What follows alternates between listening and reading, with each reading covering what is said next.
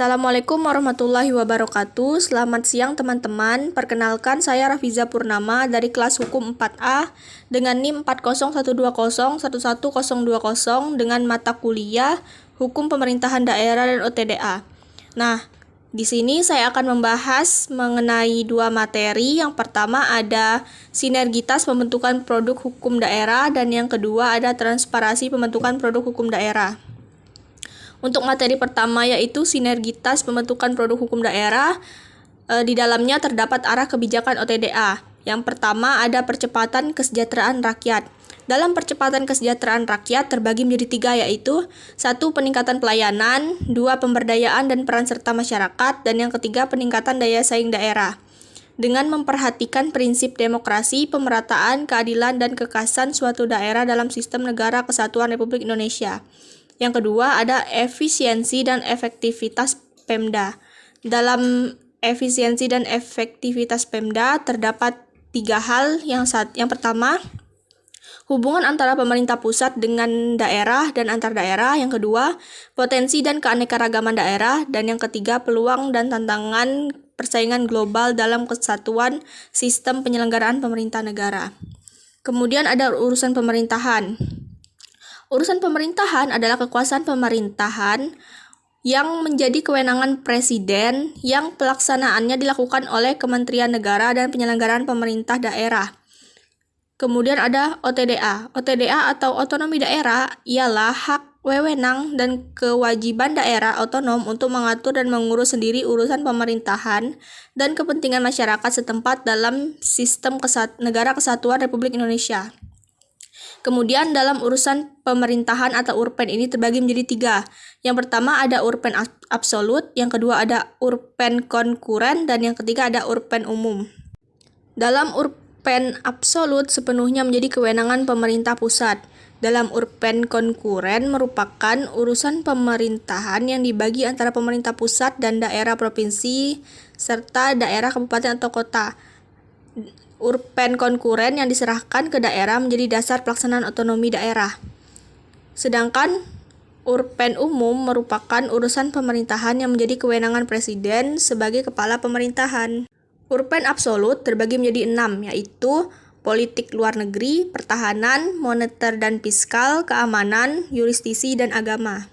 Kriteria urusan pemerintahan yang menjadi kewenangan pemerintah pusat. Yang pertama, urusan pemerintahan yang lokasinya lintas daerah, provinsi, atau lintas negara. Yang kedua, urusan pemerintahan yang penggunanya lintas daerah, provinsi, atau lintas negara. Yang ketiga, urusan pemerintahan yang manfaat atau dampak negatifnya lintas daerah, provinsi, atau lintas negara. Dan terakhir, urusan pemerintahan yang peranannya strategis bagi kepentingan nasional. Kemudian ada kebijakan negara. Dalam kebijakan negara terdapat pasal 17 Undang-Undang Nomor 23 Tahun 2014. Daerah berhak menetapkan kebijakan daerah untuk menyelenggarakan urusan pemerintahan yang menjadi kewenangan daerah. Daerah dalam menetapkan kebijakan daerah wajib berpedoman pada norma, standar, prosedur, dan kriteria yang telah ditetapkan oleh pemerintah pusat. Bentuk kebijakan daerah ada tiga, yaitu peraturan daerah, peraturan kepala daerah, dan kebijakan lainnya. Kemudian ada pembinaan dan pengawasan kebijakan daerah. Pembinaan dan pengawasan terdapat pada pasal 8 ayat 1, 8 ayat 2, dan pasal 8 ayat 3.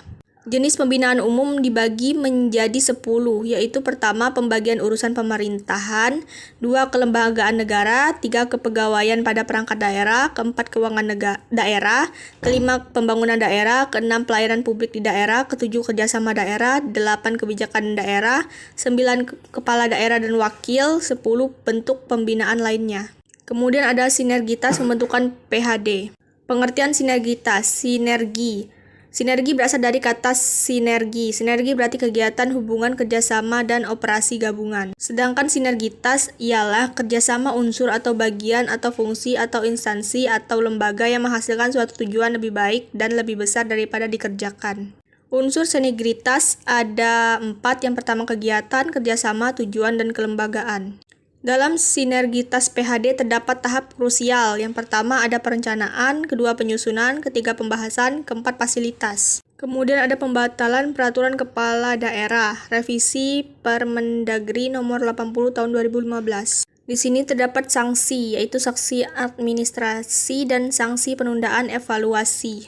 Kemudian untuk materi kedua yaitu transparansi pembentukan produk hukum daerah. Yang pertama ada landasan filosofis keterbukaan informasi publik. Hak memperoleh informasi merupakan hak asasi manusia dan dijamin konstitusi pasal 28F Undang-Undang Dasar 1945. Mengoptimalkan pengawasan publik terhadap terwujudkan penyelenggaraan negara yang transparan dan tata pemerintahan yang baik atau good governance.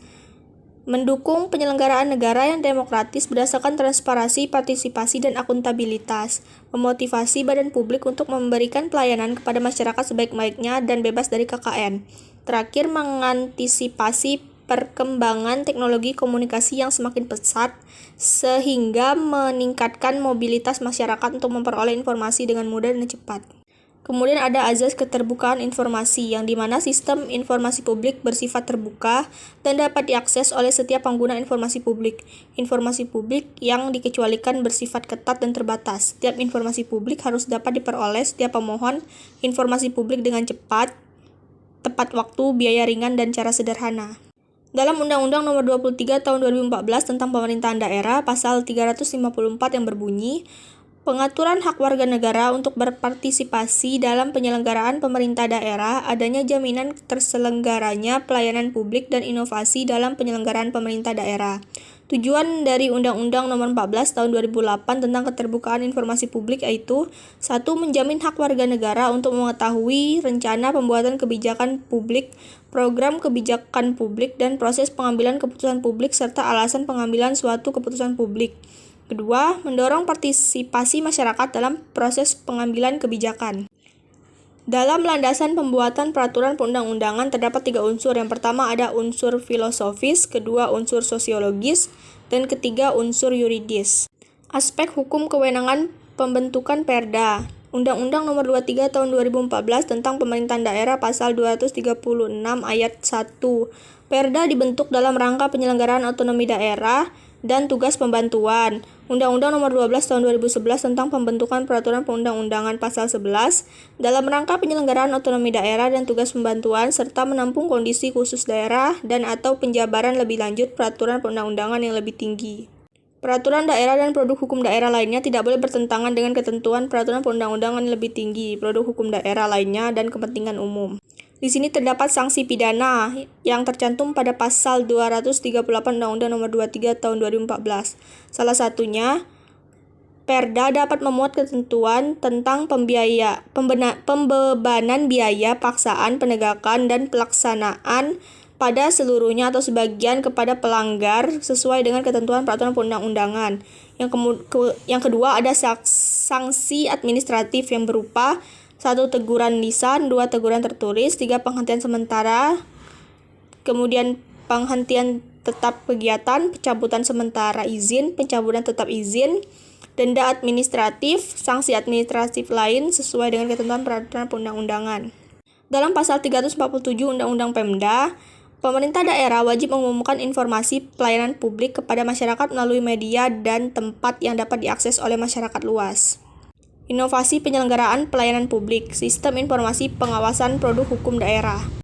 Prolegda. Prolegda adalah instrumen perencanaan proses pembentukan peraturan daerah provinsi atau peraturan daerah kabupaten kota yang disusun secara terencana, terpadu, dan sistematis. Penyusunannya berdasarkan 1.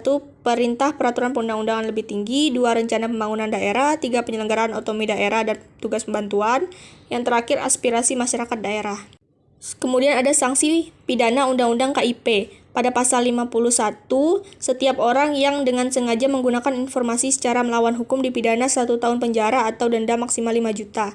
Pasal 52, badan publik yang dengan sengaja tidak menyediakan informasi yang harus diumumkan berkala, tersedia setiap saat, dan serta-merta yang mengakibatkan kerugian orang lain dipidana 1 tahun kurungan dan atau denda maksimal 5 juta. Nah, sekian pembahasan materi yang dapat saya sampaikan. Apabila ada kesalahan, saya mohon maaf. Saya akhiri. Wassalamualaikum warahmatullahi wabarakatuh. Selamat siang semua.